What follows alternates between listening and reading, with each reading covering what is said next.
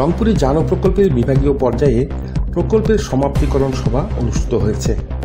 মঙ্গলবার 23 এপ্রিল সকাল 10টায় রংপুর পর্যটন কর্পোরেশন কনফারেন্স রুমে এ সভার আয়োজন করেন joint action for nutrition outcome জানো প্রকল্প।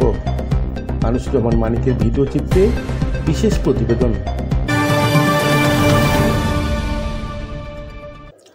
স্বাস্থ্য অধিদপ্তরের বিভাগীয় পরিচালক ডাক্তার ABM আবু হানিফের সভাপতিত্বে প্ল্যান ইন্টারন্যাশনাল বাংলাদেশের টেকনিক্যাল স্পেশালিস্ট শারমিন সুলতানা লাবণ্যর সঞ্চালনায় অনুষ্ঠানে প্রধান অতিথি হিসেবে উপস্থিত ছিলেন অতিরিক্ত বিভাগীয় কমিশনার আবু জাফর। শুধু আমার সার্টিফিকেট দরকার, কিন্তু আমি আসলে কিছুই জানলাম না, কিছুই করতে পারলাম না, আমার কোনো স্কিল নাই, দক্ষতা নাই, সেটা দিয়ে কিন্তু আগে করবো। হিউম্যান রিসোর্স অ্যাপ্লিকেশন জন্য সবচেয়ে গুরুত্বপূর্ণ। তো এখানে প্ল্যান ইন্টারন্যাশনাল এবং কেয়ার বাংলাদেশ এবং ESDO এই তিন সংস্থা মিলে জয়েন্টলি যে কাজগুলো করেছে, আমি বলবো যে এক কথায় অসাধারণ।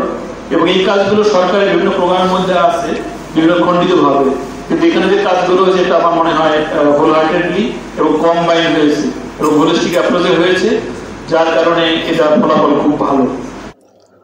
প্রকল্পটিতে যৌথভাবে কাজ করেছেন Care Bangladesh, Plan International Bangladesh, Eco Social Development Organization ESDO, ইউরোপীয় ইউনিয়নের অর্থায়নে অস্ট্রিয়া ডেভেলপমেন্ট কোঅপারেশনের অর্থায়নে বিগত 5 বছর যাবত শিশু, গর্ভবতী এবং স্তনদানকারী মা এবং কিশোরীদের স্বাস্থ্য এবং পুষ্টি উন্নয়নের জন্য রংপুর ও নীলফামারী জেলার 7টি উপজেলায় কাজ করে ব্যাপক সফলতা বয়ে এনেছে।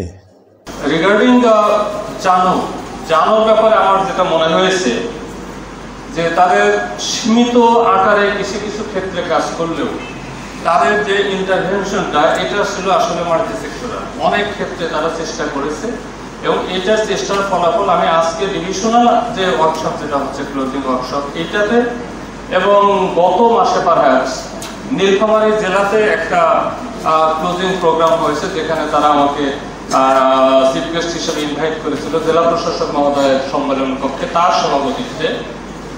সেখানেও দেখেছি যে এই যে জায়গাগুলোতে তারা ইন্টারভেনশন গুলো করেছে, যে জায়গাগুলোতে তারা কাজ করেছে, সেখানে যে একটা ইতিবাচক যে পরিবর্তন, এই পরিবর্তনগুলোকে আসলে বাহবা না দিয়ে কোনো উপায় থাকে।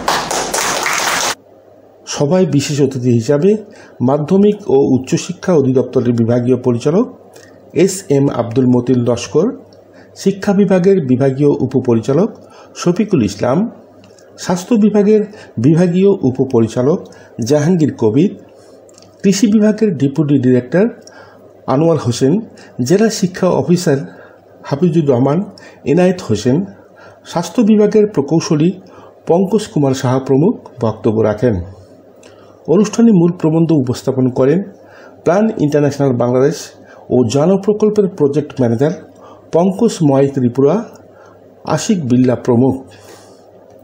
আনিসুজ্জামান মানিক, সালকি নিউজ, রংপুর।